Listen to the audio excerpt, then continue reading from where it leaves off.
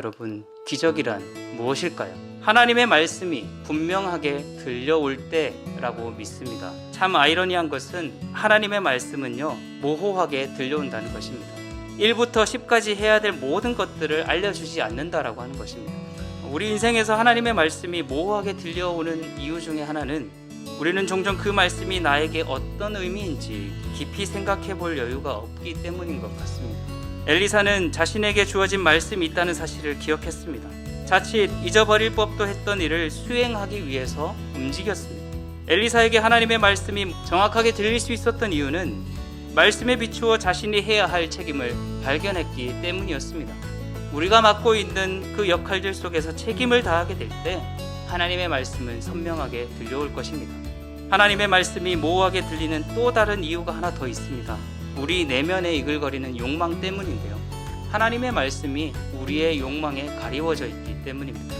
우리는 너무나도 쉽게 하나님의 말씀을 자신의 욕망과 같은 선상에 두고 생각하는 경향이 있습니다. 마치 자신의 욕망이 하나님의 뜻인 양 여기며 행동할 때도 많습니다.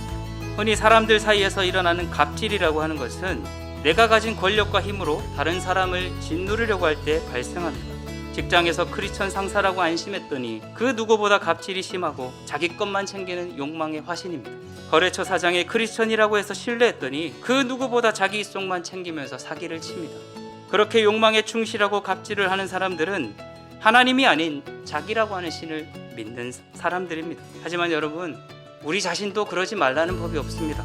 하나님께로부터 위임받은 일들임에도 불구하고 내가 이룬 것인 양 착각하여 다른 사람을 얼마든지 짓밟을 수 있는 것이 우리 인간의 연약함입니다. 결국 우리는요, 자기애적인 욕망을 넘어서 자발적인 순종의 길을 걸어가야 합니다.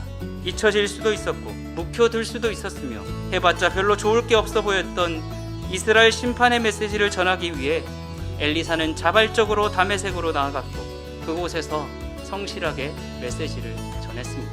반면 하사엘은 자기 욕망에 충실함으로 반응했습니다. 자신의 욕망대로 왕의 자리를 빼앗고 무소불위의 권력을 행사하며 사람들을 짓밟았습니다.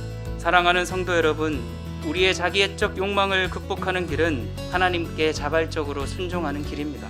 혹시 나도 모르는 사이에 누군가에게 갑질을 하고 있지는 않은지, 내 욕망에 사로잡혀 다른 사람을 짓밟고 올라서려고 하지는 않는지 돌아보셨으면 좋겠습니다. 비록 남들이 하지 않는 일이라 할지라도 내가 감당해야 할 책임이 무엇인지 돌아보고 그 책임을 다하기 위해 한 걸음 한 걸음 내디드셨으면 좋겠습니다.